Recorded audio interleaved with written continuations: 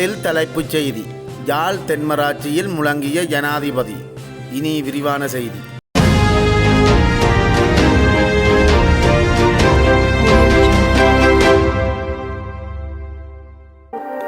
විශේෂයෙන්ම අපි තමුන්නාන්සලා හම්බෙන්න ආවේ පහුගිය පාර්ලිමේන්තු මැතිවරණයේදී ජාතික ජනබලවේගයට විශාල ජයග්‍රහණයක් ලබා දෙන්න තමුන්නාන්සලා මැදිහත් වුණා.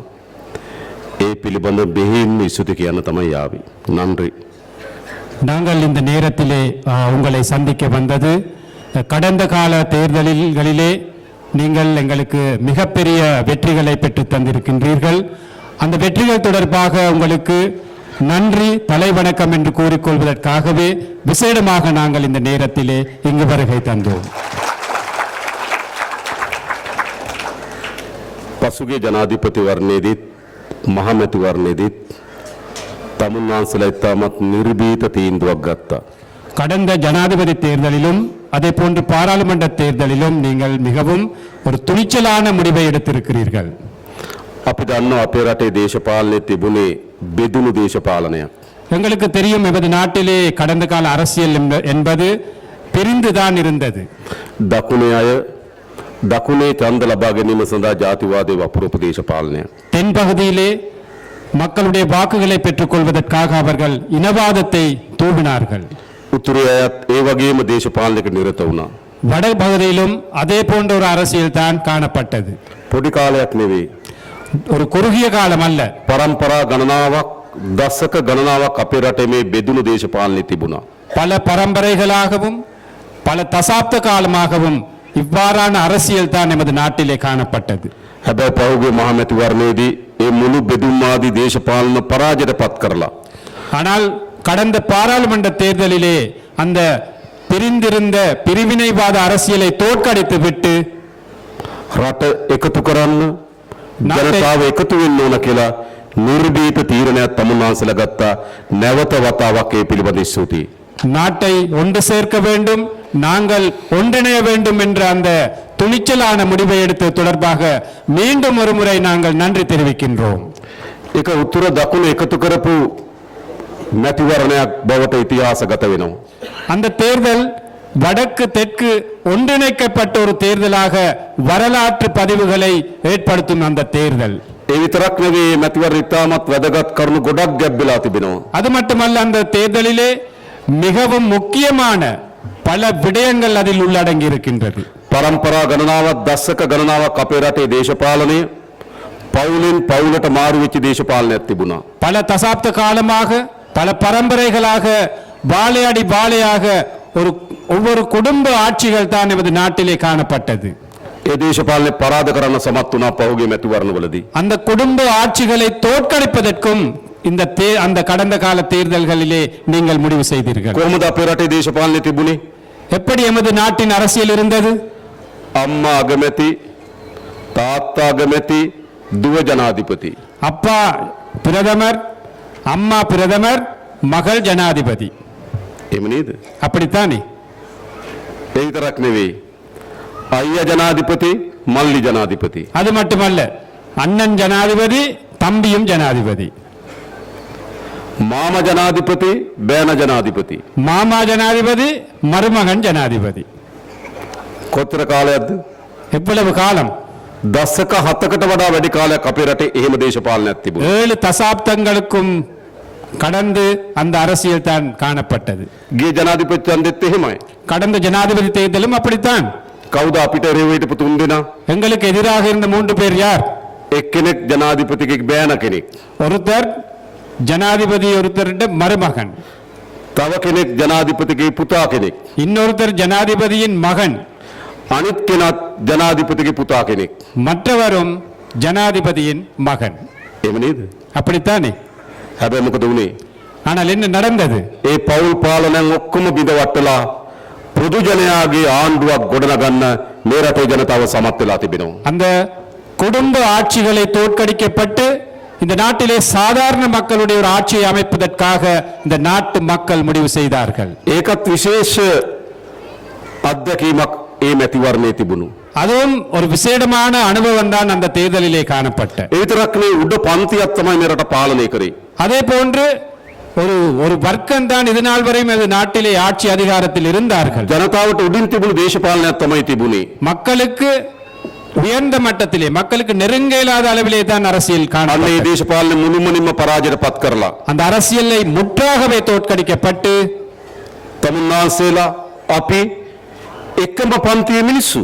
நீங்களும் நாங்களும் ஒரே வர்க்கத்தின் மக்கள். අන්න අපි එකතු වෙලා ආණ්ඩුවක් හදලා තියෙනවා. ஆகவே நாங்கள் சேர்ந்துதான் இந்த அரசாங்கத்தை அமைத்திருக்கின்றோம். හොඳද නරකද? நல்லமா கெட்டதா? ආ? නල්ලම්. දැන් එන මොකද තියෙන්නේ? அப்ப என்ன நாங்கள் செய்ய வேண்டும்? තමුන්නාන්සේලා අප කරේ විශ්වාසය තබලා ආණ්ඩුවක් ඇදුවා. நீங்கள் எம்மீது நம்பிக்கை வைத்து ஒரு அரசாங்கத்தை அமைத்துள்ளீர்கள். එහෙනම් අපේ වගකීම තමයි ඒ විශ්වාසය රකින්න එක. ஆகவே எமது பொறுப்பு தான் அந்த நம்பிக்கையை நாங்கள் தக்க வச்சுக் கொள்ளும் நம்பிக்கைக்கு பொறுப்பு கூற வேண்டும். අපි යන්නේ විශ්වාසය රකින්නවා. அந்த நம்பிக்கையை நாங்கள் பாதுகாப்போம். අපි අපේ රටේ දේශපාලනයේ ආර්ථිකයේ මේ සමාජයේ විශාල පරිවර්තනයක් වෙනසක් කරන්න අපි බලාපොරොත්තු වෙනවා. நமது நாட்டிலே அரசியலில் பொருளாதாரத்தில் சமூகத்தில் பாரிய ஒரு மாற்றத்தை செய்வதற்காக நாங்கள் முயற்சி எடுக்கின்றோம். අපේ රටේ දේශපාලනය තියෙන්නේ කොහොමද? நமது நாட்டில் அரசியல் இருப்பது எப்படி? මහා ජනතාවට වඩා උඩින් ඉන්න දේශපාලනයක්. மக்களுக்கு மேலாக இருப்பது. මහා ජනයාගේ ධනය කෝටි ප්‍රකෝටි ගණන් නාස්ති කරන දේශපාලනයක්. மக்களுடைய பணத்தை பல கோடி ரூபாய்களை வீணாக்கும் அரசு. මහා ජනයාගේ ධනය කෝටි ප්‍රකෝටි ගණන් හොරකම් කරන දේශපාලනයක්. மக்கள் பணத்தை கோடிக்கணக்கான பணத்தை திருடும் அரசியல். පවුල් වලින් පවුල් වලට මාරු වෙන දේශපාලනයක්. குடும்பத்தில் இருந்து இன்னொரு குடும்பத்திற்கு மாறும் அரசியல். අන්න ජාතික ජනබලවේගයේ ආණ්ඩුව ஆகவே தேசிய மக்கள் சக்தியின் அரசாங்கம் ඒ දේශපාලන මුළු මුලින්ම වෙනස් කරනවා. அந்த அரசியலை முற்றாகவே நாங்கள் மாற்றி அமைப்போம். හොඳයිනේ. நல்லமா? හොඳයිනේ. ඒ කියන්නේ මොකද්ද? ජනතාවත් එක්ක ඉන්න දේශපාලනයක් අපි මේ රටේ හදනවා. அதாவது மக்களோட மக்களாக இருக்கும் ஒரு அரசியலை நாங்கள் கட்டியெழுப்புவோம். මහජනයාගේ දේපල மக்களுடைய சொத்துக்கள் නාස්ති නොකරන දේශපාලනයක් හදනවා. வீண் விரயம் செய்யாத ஒரு அரசியலை நாங்கள் அமைப்போம். දැන් තමුන්නාන්සලා දන්නවනේ මේ කංකසන්තුරේ ජනාධිපති මන්දිරයක් තියෙනව නේද? உங்களுக்கு தெரியுமா இந்த காங்கேசன்துறையில ஜனாதிபதி மாளிகை ஒன்று இருக்கு? දැකලා තියෙනවද? கண்டிருக்கிறீங்களா? අක්කර කීයද? எத்தனை ஏக்கர்? 19. 19 ஏக்கர். අක්කර 19ක විශාල ජනාධිපති මන්දිරයක්. 19 ஏக்கர் பெரிய ஒரு மாளிகை உண்டு, ஜனாதிபதி மாளிகை. අර කමල හසන් හිටපු චිත්‍රපටියක් දැකලා තියෙනව නේද? 29. 29 ஏக்கராம? කංකසන්තුරේ විතරක් නෙවෙයි තියෙන්නේ. இப்ப ஜனாதிபதி மாளிகைகள் காங்கேசன்துறையில மட்டுமா இருக்கு? නුවරඑළිය තියෙනවා. நுவரெலியாவில் இருக்கு, අනුරාධපුරේ තියෙනවා. அனுராதபுரத்தில் இருக்கு, මයියංගනේ තියෙනවා. ஐயங்கனையில இருக்கு, කතරගම තියෙනවා. கதிர்காமத்தில் இருக்கு, කොළඹ තියෙනවා. கொழும்புல இருக்கு, නුවර තියෙනවා. கண்டியில இருக்கு. ජනාධිපතිින්ද ගෙවල්. ஜனாதிபதிக்கு இருக்கிறதுக்கான மாளிகைகள். අර කමල හසන්ගේ චිත්‍රපටියක් තිබ්බ දන්නවද? இந்த கமலஹாசன் ஒரு படம் ஒன்று இருந்துச்சு தெரியுமா? ஞாபகம் வருதா? මොකද්ද? ஆ? என்ன முகாது படம்? என்னது? දසවදාර. தசாவதாரம் என்று. අපේ රටේ හිටපු ජනාධිපතිවරු දසවදාර වගේ. ஓ, எமது நாட்டில் இருந்த முன்னாள் ஜனாதிபதிமார்களும் தசாவதாரம் போன்றவர்கள் தான். නැත්තම් මෙහෙම ගෙවල් කොටක ඉන්න පුළුවන්ද? இல்லாவிட்டா இப்படி எத்தனை என்ன நிறைய வீடுகள் தேவைப்படுமா? බෑනේ. தேவையில்லை. අපි යන්නද කිව්වා. මේ යාපනයේ තියෙන ජනාධිපති මන්දිරේ තමුන්නාන්සලා යෝජනා කරන්න හොඳ ව්‍යාපෘතියකට අපි ඒක බාර දෙනවා. நாங்கள் இன்று காலையில் இடம்பெற்ற அபிவிருத்தி குழு கூட்டத்திலே தோழர் சொன்னாராம், இந்த யாழ் மாவட்டத்துக்கு பிரயோசனமான வகையிலே அதை பயன்படுத்துவதற்காக ஏதாவது திட்டம் ஒன்று இருந்தால் சமர்ப்பீங்கள் என்று. තමුන්නාන්සලාට ඕන ජනාධිපති මන්දිරයක් ඕනද? உங்களுக்கு தேவையா ஜனாதிபதி மாளிகை உண்டு? ඉල්ලේ. ඉතින් මටත් එපා.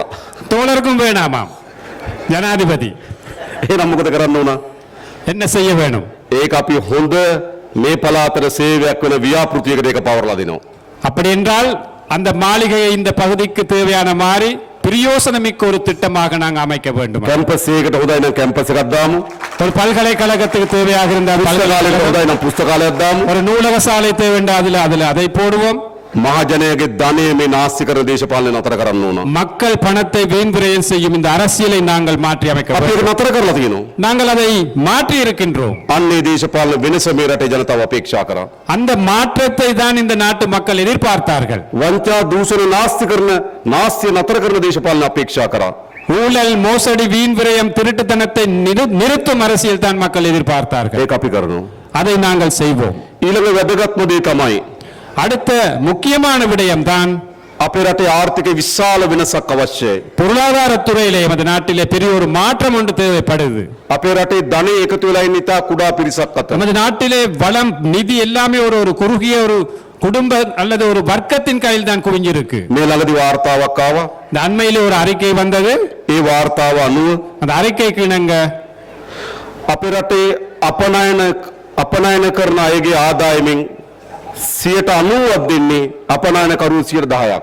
நமது நாட்டிலே ஏற்றுமதி செய்யும் நபர்கள் மத்தியிலே 90% வருமானம் ஒரு 10% நபர்கள் அந்த குடும்பங்களிலே தான் தங்கி இருக்காம். ඒ කියන්නේ මේ ආර්ථිකේ කුඩා කට්ටියක් අත එක ගොනු වෙලා තියෙන සංකේන්ද්‍ර වෙලා තියෙනවා. அதாவது இந்த நாட்டின் பொருளாதாரம் ஒரு குறுகிய வட்டத்துக்குள்ள ஒரு கொஞ்சம் பேருடைய கையில இருக்கு. ගම්වල ජනතාව දුප්පත්භාවයෙන් පෙළෙනවා. கிராம மட்டத்தில் எடுத்த மக்கள் கஷ்டத்தில் வாழ்கிறார்கள். බෙහෙත් ටිකක් ගන්න විදියක් නැහැ. மருந்தெடுக்க வசதி இல்ல. ගෙයක් හදා ගන්න විදියක් නැහැ. வீட்டை கட்ட முடியாது. දරුවන්ට උගන්වන්න විදියක් பிள்ளைகளை නැහැ. படிக்க வைக்க පිරිසිදු ආහාර වේලක් නැහැ. ஒரு சுத்தமான சோறு அல்லது அந்த சாப்பாடு வசதி இல்ல. ජනතාව විශාල ලෙස දුප්පත්භාවයට පත් වෙලා තිබෙනවා. மக்கள் பாரிய அளவிலே கஷ்டங்களுக்கு முகம் கொடுத்து வருகிறார். ධනෙ ඉතා කුඩා පිරිසක් මත සංකේන්ද්‍ර වෙලා තියෙනවා. ஆனால் நிதி ஒரு கொஞ்சம் பேருடைய கையில தங்கி இருக்கு.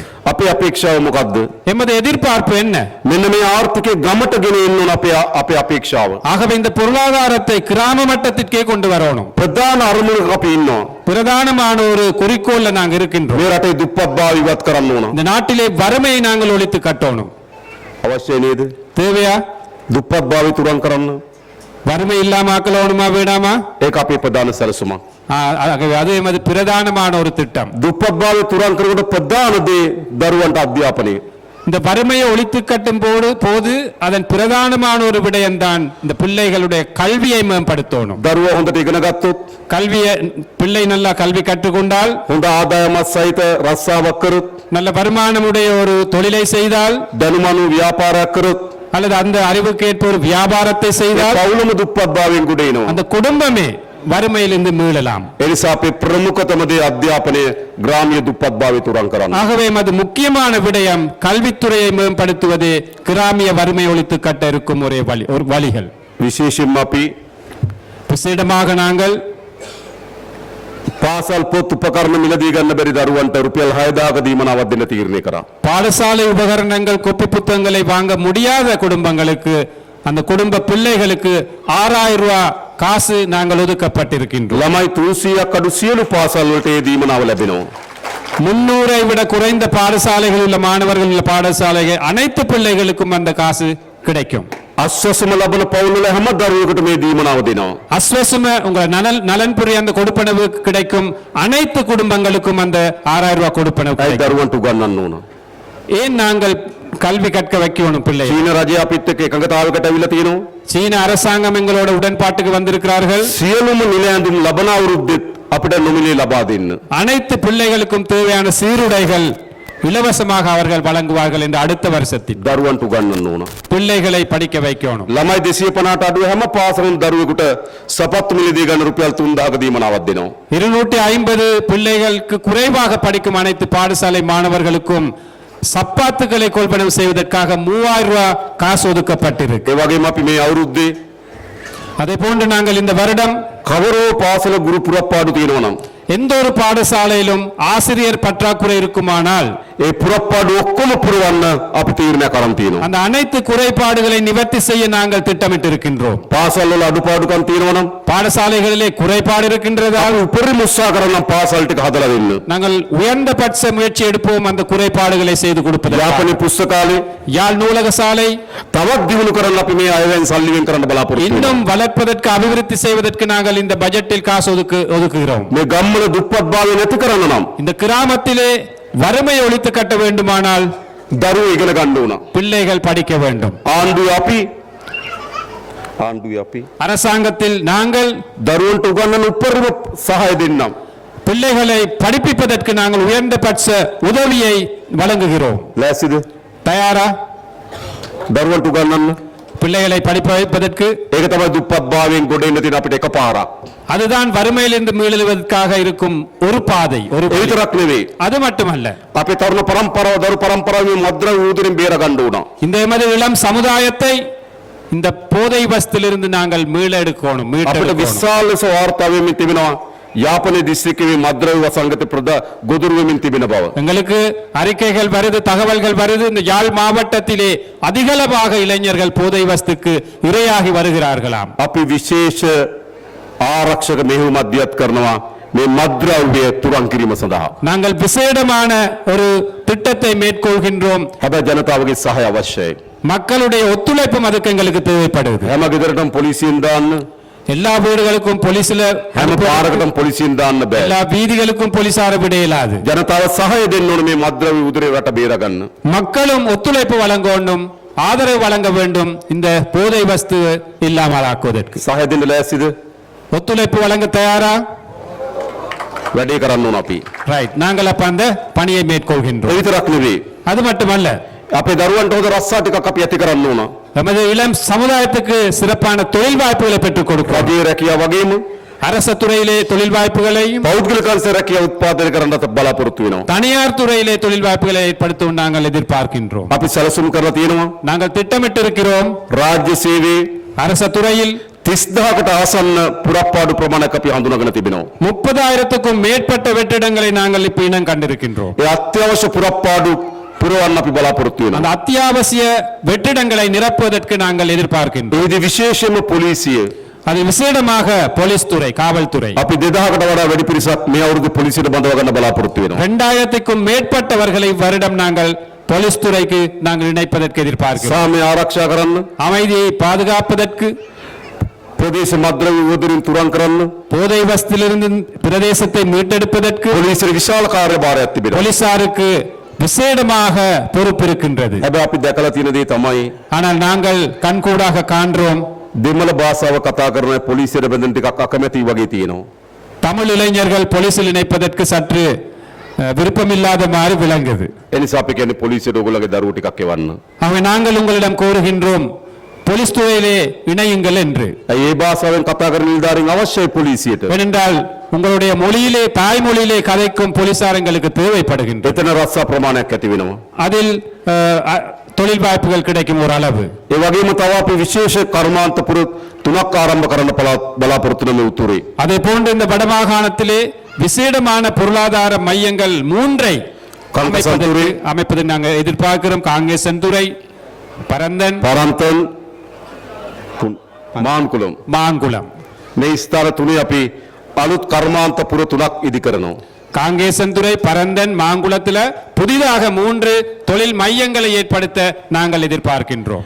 ඒ කර්මාන්තපුර පාරවල් ටික හදන්න, විදුලිය දෙන්න, ජල සැපයීම දෙන්න මේ අයවැයෙන් අපි මුදල් වෙන් කරන්න බලාපොරොත්තු වෙනවා. அதற்கு தேவையான பாதைகள் அமைப்பதற்கு, நீர் வசதிகளை செய்து கொடுப்பதற்கு, மின்சார வசதிகளை செய்து கொடுப்பதற்கு இந்த வரவு செலவு திட்டத்திலே நாங்கள் நிதி ஒதுக்குகிறோம். විශේෂයෙන්ම තමුන්නාසලා ඥාති විශාල ප්‍රමාණයක් විදේශගතව ජීවත් වෙනවා. விசேடமாக உங்களது உற்றார் உறவினர்கள் நிறைய பேர் வெளிநாடுகளிலே தொழில் செய்கின்றனர். ඒගොල්ලන්ට අපි ආරාධනා කරනවා මේ කර්මාන්තපුරවල ආයෝජනය කරන්න ඉන්න කියලා. அவர்களை நாங்கள் கோருகின்றோம், இங்கு வருகை தந்து அந்த மையங்களுடன் முதலீடுகளை செய்து ஒத்துழைப்பு வழங்கும்படி. අපි ඔක්කොම එකතු වෙන්න ඕන මේ රට හදන්න. நாங்கள் அனைவரும் இந்த நாட்டை கட்டியெழுப்புவதற்காக ஒன்று சேரோடும். ඒ විතරක් නෙවෙයි අපි අපේක්ෂා කරනවා அது மட்டுமல்ல, நாங்கள் எதிர்பார்க்கிறோம் සංචාර කර්මාන්ත ඉතාමත් හොඳ ප්‍රදේශයක් මේ උතුරු පළාත. சுற்றுலாத்துறையை கட்டியெழுப்புவதற்கான ஒரு சிறப்பான பகுதியாக இந்த வடமாகாணத்தை අද எடுத்துக்கொள்ள අපේ දිසාපතිතුමා විසින් පොතක් පිළිගන්නවා සංචාර කර්මාන්ත ඉතා වැදගත් ස්ථාන යාපනයේ මේ උතුරේ තියෙන බව පෙන්눔 කරලා. இன்று மாவட்ட செயலாளர் ஒரு நூலை கையளித்தார். இந்த வடமாகாணத்திலே சுற்றுலாத்துறை கட்டியெழுப்பக்கூடிய நிறைய இடங்கள் இருக்கின்றது, அந்த தகவல்களை அறிவுறுத்தியிருந்தார். මේ 2025 වසර ලංකාවට වැඩිම සංචාරකයන් වෙන වසර බවට පත් වෙනවා. இந்த 2025ஆம் ஆண்டான இந்த ஆண்டில் இலங்கைக்கு வருகை தரும் அதிகூடிய சுற்றுலா பயணிகள் வந்த வருடமாக வரலாற்றிலே பதிவு. අන්න ඒගොල්ලෝ උතුරටත් එන්න ඕන. அவர்கள் வடக்குக்கும் வர வேண்டும். ඒකට අපි සැලසුමක් හදනවා. அதற்கு நாங்கள் திட்டங்களை மேற்கொள்வோம். ජනතාවගේ ආර්ථිකය දියුණු වෙන්න ඕන. மக்களுடைய வருமானம் அதிகரிக்கணும். ඒක අපේ ප්‍රධාන ඉලක්කයක් බවට පත් වෙලා තිබෙනවා. அது எமது ஒரு பிரதானமான இலக்காக இருக்கு. ඒ වගේම අපි දන්නවා මේ පළාතේ පොල් වගා කිරීම ඉතාම ශාස්ත්‍රීය මහ පොළොව පාරිසරික පද්ධතියක් තියෙන බව අපි හඳුනාගෙන තියෙනවා. அதே போன்ற இந்த பகுதியை எடுத்துக்கொண்டால் வடமாகாணத்தில் நிறைய இடங்கள்ல தென்னை பயிர்ச்செய்கைக்கு உகந்த பகுதிகளாக இருக்கு. ඒ නිසා පොල් සංවර්ධන මණ්ඩලය විසින් அதனால் අක්කර 40000ක් හඳුනාගෙන තියෙන පොල් වගා කරන්න පුළුවන්. தென்னை அபிவிருத்தி சபையினால் கண்டெடுத்திருக்கிறார்கள் 40,000 ஏக்கரில் தென்னை பயிர்ச்செய்கை நடத்தலாம் என்று. අපි බලාපොරොත්තු වෙන අයට පොල් පැල ලබා දෙන්න, நாங்கள் எதிர்பார்க்கிறோம் அவர்களுக்கு தென்னம்பிள்ளைகளை வழங்க, බිම සකස් කරගන්න ආධාරයක් දෙන්න, நிலத்தை செய்வதற்காக நிதி உதவி வழங்குவதற்கு, පෝර යොදන්න ආධාරයක් දෙන්න. பசலையிடுவதற்கு உதவி செய்வதற்கு. තමුන්නාසලා වගා කරන්න ලෑස්තිද? நீங்கள் பயிரிடுவதற்கு தயாரா? අපි ඒ සඳහා අවශ්‍ය උදව් ටික කරන්න ආණ්ඩුවක් හැටියට. நாங்கள் அதற்கான உதவிகளை கட்டாயம் நாங்கள் செய்து ඒ கொடுப்போம். වගේම කුෂ්කර්මාන්ත ඉතාමත් යෝග්‍ය පළාතක් මේ පළාත. அதே போன்று விவசாயத்துறை கட்டியெழுப்ப மிகவும் உகந்த பகுதியாக இருக்கு. මේ වන විටත් අපි පෝර සානාධාර 25,000 දක්වා වැඩි කරා. இதுவரை ஏற்கனவே நாங்கள் பசலை மானியத்தை 25,000 ரூபாய் வரை තවත් அதிகரித்திருக்கிறோம். කුෂ්කර්මාන්තේ විශාල සැලසුම් ප්‍රමාණයක් අපි හදලා තියෙනවා. இன்னும் பல திட்டங்கள் இருக்கு இந்த விவசாயத்துறை கட்டியெழுப்புவதற்காக. ජනතාවගේ ආර්ථික ජීවිතේ දියුණු කරන්න ඕන. மக்களுடைய பொருளாதார அந்த தரத்தை உயர்த்த வேண்டும். ඒකට සැලසුම් විශාල ප්‍රමාණයක් අපි සකස් කරලා තිබෙනවා. அதற்காக பல்வேறு திட்டங்களை நாங்கள் வடிவமைத்திருக்கிறோம். ඒ විතරක් නෙවෙයි. அது மட்டுமல்ல, එතකම් බලා ගන්න අපි ආධාර දෙන්න. அதுவரையும் இருக்கும் வரையும் நாங்கள் நலன்புரிகள் அல்லது உதவிகளை செய்ய வேண்டும். අස්වසුම දීමනාව අපි වැඩි කරලා තියෙනවා. அஸ்வசம கொடுப்பனவின் அளவை கூட்டி இருக்கிறோம். අපි අපේක්ෂා කරනවා එළබෙන අයවැය ලේඛනේ நாங்கள் எதிர்பார்க்கிறோம் எதிர்வரும் வரவு செலவு திட்டத்தில் ආබාධිත අයට, ஊனமுற்றோருக்கு, වකුගඩු රෝගයට ගොදුරු වුණු අයට, சிறுநீரக அந்த நோய்க்கு உட்பட்டவங்களுக்கு, වැඩිහිටිය අයට பெரியோர்களுக்கு ලබා දෙන දීමනාවන් අපි වැඩි කරන්න බලාපොරොත්තු වෙනවා. பெற்றுக் கொடுக்கும் கொடுப்பனவுகளை நாங்கள் கூட்டுவதற்கு எதிர்பார்க்கிறோம். ආර්ථිකය හදරකන් ජනතාව බලා ගන්න ඕන. பொருளாதாரம் வளரும் வரையும் அவர்களை நாங்கள் பராமரிக்க வேண்டும். අන්න එහෙම ආණ්ඩුවක් අපි හදලා තියෙන්නේ. அவ்வாறான ஒரு அரசாங்கத்தை தான் நாங்கள் ඒ නිසා அமைத்திருக்கிறோம். එකක් අපි මේ දේශපාලන වෙනස් කරලා තියෙනවා. ஒரு பக்கத்திலே நாங்கள் இந்த அரசியல் கலாச்சாரத்தை மாற்றிருக்கிறோம். අපි අලුත් ආර්ථික ගමනකට ප්‍රවිෂ්ඨ වෙලා තියෙනවා. புதிய ஒரு பொருளாதார பயணத்திற்கு நாங்கள் ஆரம்பித்திருக்கின்றோம். අපි ඔක්කොම එකතු වෙලා මේ රට හදන්න එන්න කියන ආරාධනය අපි කරනවා. நாங்கள் அனைவரும் ஒன்றிணைந்து இந்த நாட்டை கட்டியெழுப்புவோம் என்ற அந்த கோரிக்கை விடுக்கிறோம். ඒ වගේම අපි හඳුනාගෙන තියෙනවා அதே போன்று நாங்கள் கண்டறிந்திருக்கிறோம் සුවිශේෂ ප්‍රශ්න ගණනාවක් මේ උතුරට තියෙන බව. விசேடமான பிரச்சனைகளும் இந்த வடக்கிலே இருக்கு. තමන්ගේ ඉඩම් අහිමි වෙලා තිබෙනවා. தமது காணிகள் இல்லாம போன பிரச்சனை, ඥාතීන් දරුවෝ අහිමි වෙලා තිබෙනවා. தமது உறவினர் உற்றார்கள் காணாமல் போய் உயிர் நீத்த பிரச்சனைகள், එනිසේකට සාධාරණ විසඳුමක් අවශ්‍යයි. அவற்றுக்கும் ஒரு நியாயமான தீர்வை வழங்க வேண்டும். අපි ප්‍රතිපත්තියක් ලෙස පිළිගන්නවා நாங்கள் ஒரு கொள்கை அடிப்படையில் ஏற்றுக்கொள்கிறோம். ජනතාවගේ ඉඩම් අයිති ජනතාවට. மக்களுடைய காணி மக்களுக்கு இருக்கணும். இந்த ලබා දිය හැකි හැම බිම් මංගලක්ම ජනතාවට ලබා දෙන්න අපි කටයුතු කරනවා. மக்களுக்கு பெற்றுக் கொடுக்கக்கூடிய அனைத்து காணிகளையும் நாங்கள் கட்டாயம் மக்களுக்கு பெற்றுக் கொடுப்போம். එනිසා ඉඩම් ගැටලු වලට විසඳුම් සෙවීමට අපේ ප්‍රමුඛතාවයෙන් යුතුව අපි කටයුතු කරන්න. ஆகவே இந்த காணி பிரச்சனை தீர்ப்பதற்காக நாங்கள் முன்னுரிமை வழங்கி செயற்படுவோம். ඒ වගේම අපි දන්න විශාල දීවර ප්‍රශ්නයක් මතුවලා තියෙන බව. அதே போன்று உங்களுக்கு தெரியும் மீனவர்களுக்கு பெரிய ஒரு பிரச்சனை இருக்கு. අපේ ජනතාවගේ මුහුද, எமது நாட்டு மக்களுடைய மீனவர்களுடைய අපේ கடல், ජනතාවගේ මාළු සම්පත எமது மக்களுடைய மீன் வளம், හැබැයි විශාල අනතුරකට මුහුණ දීලා තියෙනවා. ஆனால் இன்று பெரிய ஒரு அச்சுறுத்தத்தில் இருக்கின்றது. ඒ පිළිබඳව අපි ක්‍රමිකව විසඳුම් හොයන්න බලාපොරොත්තු වෙනවා. அந்த பிரச்சனை தொடர்பாகவும் படிப்படியான தீர்வுகளை பெற்றுத்தர நாங்கள் முயற்சி எடுப்போம். මොකද මුහුදේ මාළු සම්පත් නෙලිමේ අයිතිය උතුරු ජනතාවට යලිත අහුරු කළ යුතුයි. ஏனென்றால் அந்த வடபரப்பு அந்த கடற்பரப்பிலே மீன் பிடிக்கும் உரிமையை எமது கடற்தொழிலாளர்களுக்கு நாங்கள் செய்து கொடுக்கணும். මේ ටික අපි තා හොඳින් ක්‍රමවත් කරොත් තමුන්නාසලගේ ජීවිතේ මේට වඩා හොඳ ජීවිතයක් බවට පත් කළ හැකියි. இந்த திட்டங்களை சரிவர நாங்கள் திட்டமிட்டு செயற்பட்டால் உங்களது வாழ்க்கை ஒரு உயர்வான நிலைக்கு வரும். ඒ වගේම ගම් ඇතුලේ තියෙන පොඩි පාරවල් හදන්න, அதே போன்று கிராம மட்டத்தில் இருக்கும் கிராமிய வீதிகளை அமைப்பதற்கு අයවැය ලේඛනකින් වෙන් කළද වැඩිම මුදල මේ සැරේ අපි වෙන් කරන උතුරට. ஒரு வரவு செலவு திட்டத்தில் ஒதுக்கிய அதிகூடிய நிதியை இந்த வரவு செலவு திட்டத்திலே உங்களது கிராம வீதிகளை அமைப்பதற்காக இந்த வரவு செலவு திட்டத்திலே நாங்கள் ஒதுக்கி ඒ இருக்கிறோம். වගේම පානීය ජල ව්‍යාපෘති දැනට ක්‍රියාත්මක නේ ඒවා කඩිනම් කරන්නත් අලුත් ව්‍යාපෘති හඳුනා ගන්නත් අපි කටයුතු කරන්න ලෑස්ති වෙලා තිබෙනවා. அதே போன்று இந்த சுத்தமான குடிநீர் பெற்றுக் கொடுப்பதற்காக இப்ப இருக்கும் திட்டங்களும் புதிய திட்டங்களை நாங்கள் முன்னெடுப்பதற்கு எதிர்பார்க்கிறோம். ජනතාවගේ යටිතල පහසුකම් සංවර්ධනය විය යුතුයි. மக்களுடைய அடிப்படை வசதிகள் வளர வேண்டும். ඒවට තමයි ආණ්ඩුව හදන්නේ. அதற்காகத்தான் அரசாங்கங்களை அமைக்கிறோம். අන්න ඒ වැඩේ කරන්න අපි ලෑස්තිලා ඉන්නවා. அந்த பணியை செய்வதற்கு நாங்கள் தயாராக இருக்கிறோம். ඊළඟ ප්‍රධාන එක அடுத்த முக்கியமான விஷயம், මේ සමාජය අලුත් වෙනසක් අවශ්‍යයි. இந்த சமூகத்துக்கு புதிய ஒரு மாற்றம் ஒன்று தேவை. අපේ රටේ මුළු දේශපාලනම ගැබ්බලා තිබුණේ ජාතිවාදය මත. நமது நாட்டிலே முழு அரசியலே இனவாதத்தை சிக்கி இருந்தது. බලය ලබා ගන්න ජාතිවාදය වපුරනවා. அதிகாரத்தை பெற்றுக்கொள்வதற்காக இனவாதத்தை தூவினார்கள். බලය ආරක්ෂා කරගන්න ජාතිවාදය වපුරනවා. அதிகாரத்தை தக்க வச்சுக் கொள்வதற்கும் இனவாதத்தை අපි தூவினார்கள். තමුන්නාන්සල් දෙක සහතිකයක් දෙන්නම්. நாங்கள் உங்களுக்கு ஒரு உறுதியை வழங்குகிறோம். කුමන වර්ගයේ හෝ ජාතිවාදයකට எந்த ஒரு இனவாதத்திற்கும் ආය ලංකාවේ ඉඩක් දෙන්නේ නැහැ. இலங்கையில் ஒருபோதும் இடமில்லை. ජාතිවාදේ පරාජයට පත් කළ යුතුයි. இனவாதத்தை தோற்கடிக்க வேண்டும். ජනතාවට ජාතිවාදය ඕනද? மக்களுக்கு இனவாதம் வேண்டுமா? ජනතාවට ඕනද? மக்களுக்கு வேண்டுமா இனவாதம்? ජාතිවාදය, வேண்டாம். ආගම්වාදය மதவாதம் வேண்டாம். අවශ්‍ය නැහැනේ. தேவையில்லை. නේද? හැබැයි ජනතාවට ජාතිවාදය ඕනේ එපා වුණාට දේශපාලකයට ජාතිවාදය ඕනේ වෙලා තියෙනවා. மக்களுக்கு இனவாதம் தேவையில்லாவிட்டாலும் அரசியல் தலைவர்களுக்கு தேவையாக இருக்கு.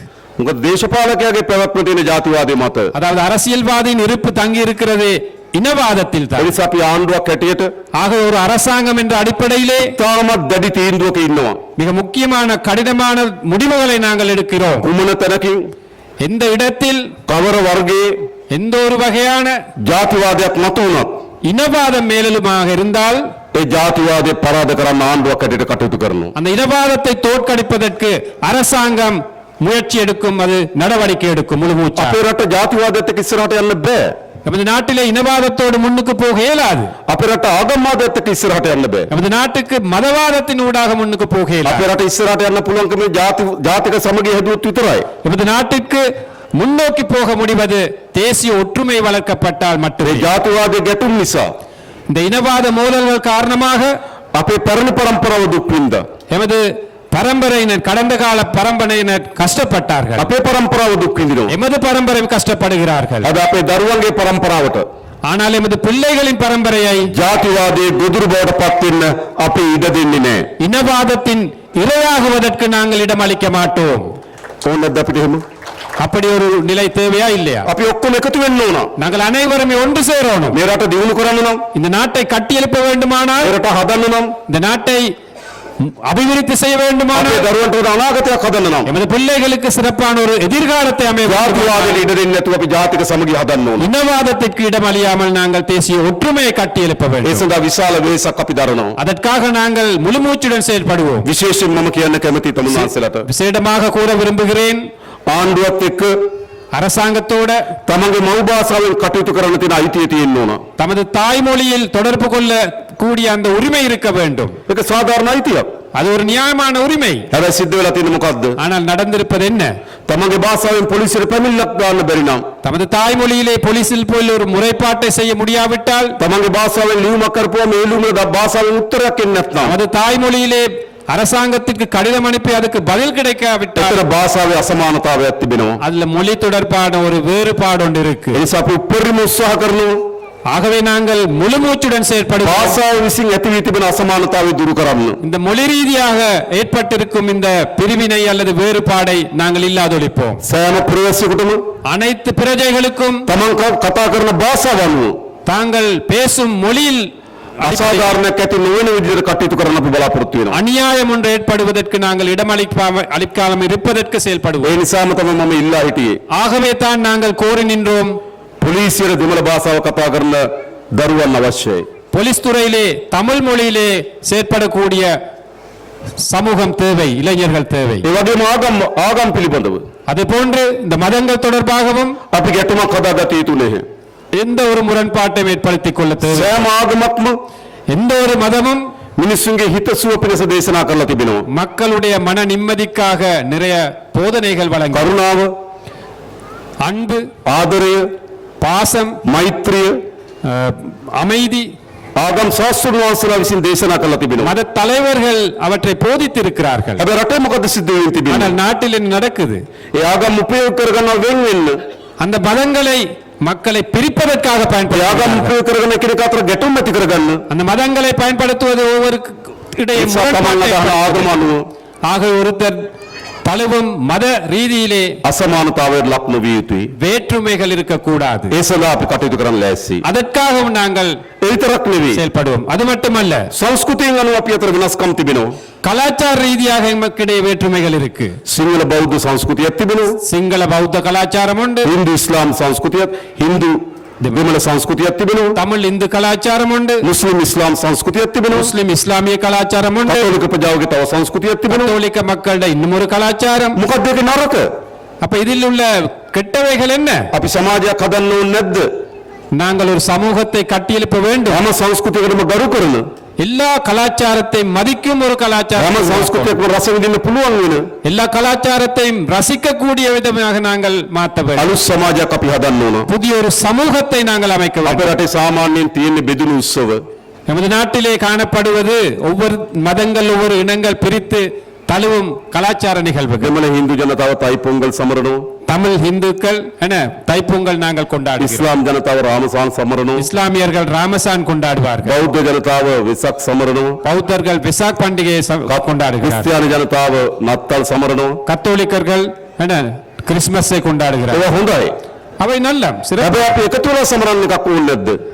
என்றாலும் நாங்கள் அனைவருமே ඒ නිසා අපි බලාපොරොත්තු වෙන මේ අවුරුද්දේ අගභාගයේ වෙනකොට அனைவருமே ஒன்று சேர்ந்து நடத்தக்கூடிய ஒரு கலாச்சார நிகழ்வை සියලු ஏற்படுத்துவது. ජනතාව එකතු කරපු ජාතික සංස්කෘතික වල පවත්වන්න. இந்த வருட இறுதியிலே அனைத்து மக்களும் சேர்ந்து ஒரே ஒரு கலாச்சார நிகழ்வை நடத்துவதற்கு அந்த ஏற்பாட்டை செய்வதற்கு நாங்கள் ඒ ඇයට අනන්‍ය සංස්කෘතියෙන්, ඒ ඇයට අනන්‍ය සංස්කෘතියෙන්, அந்தந்த நபர்களுக்கு இருக்கும் தனித்துவமான கலாச்சாரங்கள், ඒ ඇයට අනන්‍ය විලාසිතාවල්, அந்தந்த இனத்துக்கு அல்லது மதங்களுக்கு தேவையான ඒ ඇයට අනන්‍ය ආහාර, உடை அலங்காரங்கள், சாப்பாடுகள், ඒ ඇයට අනන්‍ය වූ සංගීතය, அவர்களுக்கு உரித்தான சங்கீதம், ඒ ඔක්කොම එක තැනකට අපි ගේන්න அவை බලාපොරොත්තු වෙනවා. அனைத்துமே ஒரு இடத்தில் கொண்டு வந்து நாங்கள் சமர்ப்பிக்க கொண்டாட வேண்டும். විශාලතම ජාතික සංස්කෘතික උළෙලක් පැවැත්වීමට අපි අපේක්ෂා කරනවා.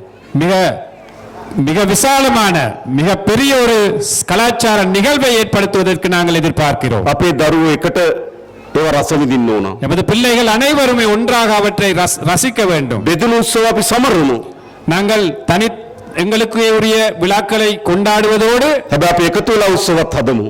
ஒன்று சேர்ந்தும் கொண்டாடக்கூடிய நிகழ்வுகளை நாங்கள் ඒ ஏற்படுத்துவோம். පිළිබඳව අපි අවධානය යොමු කරලා තිබෙනවා. அது தொடர்பாகவும் நாங்கள் கவனம் செலுத்தியிருக்கிறோம். ඉතින් අපේ සමාජය යහපත් කරන්න ඕන. அதாவது எமது சமூகத்தை சிறப்பான ஒரு சமூகமாக மாற்ற අනෙක් ආගමට ගරු කරන, ஏனைய மதங்களை மதிக்கும், අනෙකාගේ සංස්කෘතිය ගරු කරන, ஏனைய கலாச்சாரங்களை மதிக்கும், එකිනෙක අතර සහෝදරත්වයේ සමගිය ගොඩනැගෙන රටක් අපිට අවශ්‍යයි. ஒருவருக்கொருவர் சமாதானமாக நல்லிணக்கமாக ஒற்றுமையாக இருக்கும் ஒரு சமூகம் ඒ தேவை. නිසා අපේ ආණ්ඩුව එවැනි විශාල වෙනසක් දරනවා. அதற்காக எமது அரசாங்கம் பெரிய ஒரு பங்களிப்பை செய்கின்றது. ආයෙ ගැටුම් ඇති නොවන රටක් අපිට ඕන. மீண்டும் ஒரு முறை யுத்தங்கள் முரண்பாடுகள் இல்லாத ஒரு நாடு எங்களுக்கு தேவை. ආයෙ යුද්ධ ඇති නොවන රටක් අපිට ඕන. மீண்டும் யுத்தங்கள் இருக்கும் நாடு எங்களுக்கு தேவையில்லை. ඒ වෙනුවෙන් විශාල වැඩ කොටසක් කරන්න අපි බලාපොරොත්තු වෙනවා. அதற்காக அளப்பரிய சேவையை செய்வதற்கு நாங்கள் எதிர்பார்க்கிறோம். ඒ විතරක් නෙවෙයි. அது மட்டுமல்ல, මේ රටේ ජනතාවගේ විශාල බලාපොරොත්තුවක් තිබෙනවා. இந்த நாட்டு மக்களுடைய பெரிய எதிர்பார்ப்பு ஒன்று இருக்கு. මේ වංචාව දූෂණය නාස්තිය නතර කළ යුතුයි කියලා. இந்த ஊழல் மோசடி வீண் விரயத்தை நிப்பாட்ட வேண்டும் என்று. ලංකාවේ පළමු වතාවට ආණ්ඩුවක් ඇදලා තියෙනවා. இலங்கையிலே வரலாற்றிலே முதற் தடவையாக ஒரு அரசாங்கம் அமைத்து මහජනයාගේ මුදල් නාස්ති නොකරන, மக்களுடைய பணத்தை வீண் விரயம் செய்யாத, මහජනයාගේ මුදල් හොරකම් නොකරන ආණ්ඩුවක්. மக்கள் பணத்தை திருடாத ஒரு அரசாங்கம் அமைஞ்சிருக்கு. හැබැයි අපි එතනින් විතරක් නතර වෙන්නේ නෑ. அதில் மட்டும் நாங்கள் நிப்பாட்ட மாட்டோம். මේ හොරකම් කරපු ඒවටත් අපි නිසි දඬුවම් ලබා දෙන්න කටයුතු කරනවා. இந்த திருடியவர்களுக்கு எதிராக சட்டத்தை முன்னெடுக்கவும் நாங்கள் எதிர்பார்க்கிறோம். කරන්න ඕනේ නැද්ද? அதை செய்ய வேண்டுமா வேணாமா? කරන්න ඕනනේ. ඒ වැඩ අපි කරන්න ඕන. கட்டாயம் நாங்கள் அதை செய்வோம். ඒ විතරක් නෙවෙයි. அது மட்டுமல்ல, අපි දන්නවා දැන් විශාල කණ්ඩායම් කලබල වෙලා තියෙනවා. அது மட்டுமல்ல, எங்களுக்கு தெரியும் இப்ப வேற ஆட்கள் இப்ப குழப்பம் அடைந்திருக்கிறார்கள். පෞගේ ජනාධිපති ඡන්දෙදී கடந்த ஜனாதிபதி தேர்தலிலே වේදිකා ගොඩක් තිබුණා. நிறைய மேடைகள் இருந்துச்சு ஒவ்வொரு கட்சிகள் අපේක්ෂක ගොඩක් හිටියා. நிறைய வேட்பாளர்கள் இருந்தார்கள் කහ පාට වේදිකා තිබුණා. மஞ்சள் நிறத்துல இருந்துச்சு කොළ மேடைகள் පාට වේදිකා තිබුණා. பச்சை கலர்ல மேடைகள் இருந்துச்சு කුරහන් පාට වේදිකා තිබුණා. மண்ணிறத்துல மேடைகள் இருந்துச்சு දැන් මොකද වෙන්නේ තිබෙන්නේ? இப்ப என்ன நடக்குது ඒ බෙදිලා හිටපු අය அவ்வாறு பிரிந்திருந்த நபர்கள் දැන් එකතු වෙන්න පටන් අරන් තියෙනවා. ஒன்று சேர இப்ப ஆரம்பித்திருக்கிறார்கள் මොකට විරුද්ධවද? எதற்காக වංචා දූෂණය නතර කරනවට විරුද්ධව. ஊழல் மோசடியை இல்லாமல் ஆக்குவதற்கு எதிராக அவர்கள் වංචනිකයන් දූෂිතව නීති ක්‍රියාත්මක කරනවට විරුද්ධව. ஊழல் மோசடியாளர்களுக்கு சட்டத்தை நடைமுறைப்படுத்துவதற்கு எதிராக அவர்கள் මේ රටේ නීතිය සහිත රටක් බවට පත් කරනවට විරුද්ධව. இந்த நாட்டை சட்ட ரீதியான சட்டத்தை மதிக்கும் நாடு வளர்றதுக்கு எதிராக இருக்கின்றார்கள் අද අපිට විශාල විශ්වාසයක් තිබෙනවා. ஆகவே எங்களுக்கு பெரிய ஒரு நம்பிக்கை இருக்கு උඩෝය නායකයයි කියා ගන්න එකතු වුණාට மேல்மட்டத்திலே தலைவர்கள் என்று கூறுபவர்கள் ஒன்று சேர்ந்தாலும் ජනතාව එකතු වෙන්නේ නැහැ. மக்கள் அவர்களோடு ஒன்று சேர மாட்டார்கள் අපි මීට සුවල්ප මොහොතකට කලින් நாங்கள் சற்று முன் වැලිවැටිතුරු විශාල රැස්වීමක් තිබ්බා. வல்வெட்டித்துறையிலே மிகப்பெரிய ஒரு கூட்டத்தை நடத்தினோம் දහස් ගණනක් පිරිස සහභාගී වෙලා අපිට ශක්තිය ලබා දීලා තියෙනවා. ஆயிரக்கணக்கான நபர்கள் கலந்து கொண்டு எங்களுக்கு பெரிய சக்தியை வழங்கினார்கள் මෙතනත් එහෙමයි. இங்கும் அப்படித்தான் අපේ සහෝදරවරු, எமது தோழர்கள் සහෝදරියන්, சகோதரிகள் අම්මලා, தாய்மார்கள் තාත්තලා தந்தைமார்கள் මේක තුලා තියන්නේ ඇයි? ஏன் இவ்வாறு நாங்கள் ஒன்று கூடி இருக்கிறோம் කුමක් වෙනුවෙන්ද? எதற்காக මේ ආරම්භ කරපු ගමන இந்த ஆரம்பித்த பயணத்தை ජයග්‍රහණය සඳහා මේ වීමේ අපේක්ෂාව නිසා බලාපොරොත්තු වෙන්නේ. வெற்றி வரை கொண்டு செல்லும் அந்த எதிர்பார்ப்போடு தான் நாங்கள் இருக்கிறோம் එහෙම නේද? அப்படித்தானே මේක අපි අතරමඟ අත්හරිනවද? நாங்கள் இடையில இதை நிறுத்துவோமா නෑ, මතක තබා ගන්න. இல்லை මේ ගමන මේ රට හදලා තමයි අපි ආපහු හැරිලවත් බලන්නේ. இந்த நாட்டை கட்டியெழுப்பதன் பின்பே இந்த நாட்டை நாங்கள் இந்த பயணத்தை திரும்பி பார்ப்போம் ඒ නිසා අපි ඔක්කොම එකතු වෙන්න ඕන කාලය ඇවිල්ලා තිබෙන්නේ. ஆகவே நாங்கள் அனைவருமே ஒன்று சேர வேண்டிய காலகட்டம் இது මේ ගමන ආපහු හරවන්න දෙන්න බෑ. இந்த பயணத்தை திருப்புவதற்கு ஒருத்தருக்கும் இடமளிக்க கூடாது ආපහු හරවන්න ගන්න සියලු ප්‍රයත්න අපි පරාද කරනවා. திருப்புவதற்காக எடுக்கும் எல்லா முயற்சிகளை நாங்கள் අපි தோற்கடிப்போம் ඔක්කොම එකතු වෙමු. நாங்கள் அனைவருமே ஒன்று சேருவோம் මේ රට වඩාත් හොඳ රටක් බවට පත් කරමු. இந்த நாட்டை சிறப்பானதொரு நாடாக අපේ அமைப்போம் රටේ ජනතාවගේ ජීවිත මේට වඩා හොඳ ජීවිතයක් බවට පත් කරමු. எமது நாட்டு மக்களுடைய வாழ்க்கை சிறப்பானதாக அமைய நாங்கள் முயற்சி எடுப்போம் ගැටුම්කාරීත්ව නැති රටක් හදමු. முரண்பாடுகள் இல்லாத ஒரு நாட்டை அமைப்போம் උඩ ඉන්න දේශපාලකයන් මහ පොළොවට බස්සමු. மேல் மட்டத்தில் இருக்கும் அரசியல்வாதிகளை நாங்கள் கீழே இறக்குவோம் ජනතාවත් එක්ක එකට ගැටලා වැඩ කරන නායකයෝ හදමු. மக்களுடன் மக்களாக இருக்கும் தலைவர்களை நாங்கள் அமைப்போம் ඒක තමයි අපේ රට දියුණු කරන්න තියෙන මාවත. அதுதான் எமது நாட்டை கட்டியெழுப்ப අන්න ඒ වෙනුවෙන් අපි හැමදෙනාම එකතු වෙමු. ஆகவே அதற்காக நாங்கள் அனைவரும் ඒ ஒன்று වෙනුවෙන් අපි சேருவோம். හැමදෙනාම ඉස්සරහට එන්න කියලා මම ආරාධනා කරනවා. ஆகவே அனைவருமே அந்த பயணத்திற்காக முன்வாருங்கள் என்று විශේෂයෙන්ම අපි அழைத்து, අද යාපනයේ සම්බන්ධීකරණ කමිටුව පැවැත්තුවා. விசேடமாக எமது யாழ் மாவட்ட ஒருங்கிணைப்பு குழுவை கூட்டினோம் තීන්දුව తీරන ගණනාවක් ගත්තා. பல முடிவுகளை அதில் எடுத்தோம் අපි අලුතෙන් නේද මෙහින් පාස්පෝර්ට් නිකුත් කරන්න කාර්යාලයක් ඉතා ඉක්මනින්ම පටන් ගන්න අපි තීරණය කරා. இந்த வட மாகாணத்திலே யாழ்ப்பாணத்திலே உங்களுடைய பாஸ்போர்ட் எடுக்கும் வசதி ஏற்படுத்தும் காரியாலயம் ஒன்று நாங்கள் சத்தியம் துரிதமாக நாங்கள் நிலைநாட்டுவோம் සතියක් දෙකකින් කරන්න පුළුවන්. ஒரு 2-3 கிழமைக்குள்ள அதை செய்ய முடியும் என்று எதிர்பார்க்கிறேன் ඒ වගේම දුම්රිය වාර ගන්න අපි වැඩි කරා. அதே போன்ற இந்த புகையிரத போக்குவரத்தை அதிகரிச்சிருக்கின்றோம் අදරේ ආරම්භ කරනවා නැවත තැපල් කෝච්චි දුවන්න. இன்று இரவு மீண்டும் தபால் அந்த புகையிரதம் பயணம் ஆரம்பிக்கும் අදරේ ආරම්භ කරනවා. හොඳයි. இன்று இரவு තව බස්සක ප්‍රමාණයක් අපි අලුත් වැඩියා කරලා දෙන්න බලාපොරොත්තු වෙනවා. இன்னும் பல பஸ் வண்டிகளை பேருந்துகளை நாங்கள் திருத்தும் வேலைகளை ඒ ஆரம்பிச்சிருக்கின்றோம் වගේම ග්‍රාමීය පාරවල් හදන්න මුදල් වෙන් කරන්න අපි அதே එකතු போன்று கிராமிய பாதைகள் புனரமைப்பதற்கு புதிதாக அமைப்பதற்கு நிதி ஒதுக்கி ඉඩම් කොටු ටික විසඳන්න අපි එකඟතාවයකට ආවා. காணி பிரச்சனைகளை தீர்க்க நாங்கள் உடன்பாட்டிற்கு வந்திருக்கிறோம் පානීය ජල ව්‍යාපෘති නතර වෙලා තියෙනවා. ඒවා කඩිනමින් යන්නේ නැහැ. ඒවා කඩිනම් කරලා අවසන් කරන්න අපි තීන්දුවකට ආවා. குடிநீர் திட்டங்கள் வேகமாக முன்னெடுத்து செல்லாத குறைபாடுகள் இருக்கு அவற்றை வேகப்படுத்துவதற்காக நாங்கள் ඒ නිසා අපි முடிவெடுத்திருக்கிறோம் තීන්දුව රැසක් කරන් තියෙනවා. ஆகவே பல்வேறு முடிவுகளை நாங்கள் எடுத்தோம் හැබැයි අපිට මුන්වහන්සේලා කියන්නේ නෙවෙයි. நாங்கள் உங்களுக்கு சொல்ல மாட்டோம் මාස කිහිපයකින් අවුරුද්දක මේ ප්‍රශ්න ඔක්කොම විසඳයි කියලා. ஒரு சில மாதத்தில் அல்லது ஒரு வருடத்தில் இந்த அனைத்து பிரச்சனையை தீர்ப்போம் என்று நாங்கள் கூறவில்லை දශක ගණනාවක් ඇති කරපු ප්‍රශ්න, பல தசாப்தங்களாக ஏற்படுத்திய பிரச்சனைகள் තෙල් ගේන්න සල්ලි නැතුව, எரிபொருள் இறக்குமதி செய்ய காசு இல்லாமல், ඖෂධ ගේන සල්ලි නැතුව, மருந்து இறக்குமதி செய்ய காசு இல்லாமல், ණය ගෙවා ගන්න බැරුව ඩොලර් නැතුව, கடன் வழங்குவதற்கு டாலர் இல்லாமல், ඊට අවුරුදු දෙකකට විතර කලින් කඩාවට්ටපු රටක්. ஒரு 2-3 வருடங்களுக்கு முதல்ல எல்லாமே நெருக்கடியான நிலையில் இருந்த ஒரு නිසා நாடு. පියවරෙන් පියවර අපි ஆகவே படிப்படியாக මේ நாங்கள் රට ගොඩනගනවා. இந்த நாட்டை கட்டி எழுப்புவோம். අපේ දරුවන්ගේ පරම්පරාවට எமது பிள்ளைகளின் எதிர்கால பரம்பரையினரை ආපහු එවැනි ආර්ථික ව්‍යසනයක් ඇති වෙන්න අපි ඉඩ දෙන්නේ නෑ. அவ்வாறான பொருளாதார நெருக்கடி ஒன்று ஏற்படுவதற்கு நாங்கள் ஒருபோதும் இடமளிக்க மாட்டோம். අන්නේම රටක් ගොඩනැගීමේ අපේක්ෂාවෙන් අපි වැඩ කරනවා. அவ்வாறான ஒரு அரசாங்கத்தை அமைப்பதற்காக நாங்கள் செயல்படுகிறோம். මා හිතනවා විශේෂයෙන් මා හිතනවා ප්‍රධාන වශයෙන් ගත්තොත් මේ උතුරේ ජනතාව நான் நினைக்கிறேன் பிரதானமாக இந்த வடமாகாண மக்கள் ඉතාම ඓතිහාසික තීන්දුවක් ගත්තා. மிகவும் வரலாற்று முக்கியத்துவம் வாய்ந்த முடிவை எடுத்தீர்கள். තමන්ගේ දන්න නායකයෝ හිටියා. நீங்கள் அறிந்த தலைவர்கள் இருந்தார்கள், තමන්ගේ පැරණි පක්ෂ තිබ්බා. தமது பழைய கட்சிகள் இருந்துச்சு, වෙනම රටක් හදලා දෙන්නම් කියලා කෑ ගහපු අය හිටියා. தனியான ஒரு நாட்டை அமைத்து கொடுப்போம் என்று கூறியவர்கள் இருந்தார்கள். තමන්ගේ ඥාතීන් නියෝජනය කරපු පක්ෂ තිබ්බා. அல்லது உற்றார் உறவினர்கள் அந்த கட்சிகள் இருந்தார்கள். හැබැයි ඔක්කොම අත්හැරලා ஆனால் அவை அனைத்தையுமே நிராகரித்து விட்டு ජාතික ජන බලවේගය අපි කෙරේ විශ්වාසය තිබ්බා. தேசிய மக்கள் சக்தி சார்பாக நீங்கள் நம்பினீர்கள். ඒක ඉතාමත් ඓතිහාසික තීන්දුවක්. அது ஒரு வரலாற்று முக்கியத்துவம் வாய்ந்த ஒரு முடிவு. අපි හිතනවා මේ තීන්දුව තමයි நாங்கள் நினைக்கிறோம் அந்த முடிவுதான் අපේ රට අලුත් දිශාවකට හරවන තීන්දුව බවට புதிய පත් ஒரு වෙනවා. திருப்பு முனைக்கு கொண்டு போகிறது இந்த நாட்டை. ඒ නිසා තමුන්නාසලා නිර්භීත තීන්දුවක් ගත්තා. ஆகவே நீங்கள் ஒரு துணிச்சலான முடிவு எடுத்தீர்கள். වෙනස් වෙන්න ඕන කියන තීන්දුව ගත්තා. மாற வேண்டும் என்ற முடிவு රට எடுத்தீர்கள். වෙනස් කළ යුතු කියන තීන්දුව நாட்டை ගත්තා. மாற்ற வேண்டும் என்ற முடிவு எடுத்தீர்கள். ජාතිවාද එපා කියන තීන්දුව ගත්තා. இனவாதம் வேண்டாம் என்ற முடிவு எடுத்தீர்கள். රට බෙදලි කැඩලි එපා කියන තීන්දුව நாடு ගත්තා. பிரிய வேண்டாம் என்ற முடிவு எடுத்தீர்கள். මේ රට හදන්න ඕන කියන තීන්දුව ගත්තා. இந்த நாட்டை கட்டி எழுப்ப வேண்டும் என்ற முடிவு දැන් எடுத்தீர்கள். අපිට තියෙන මොකද්ද?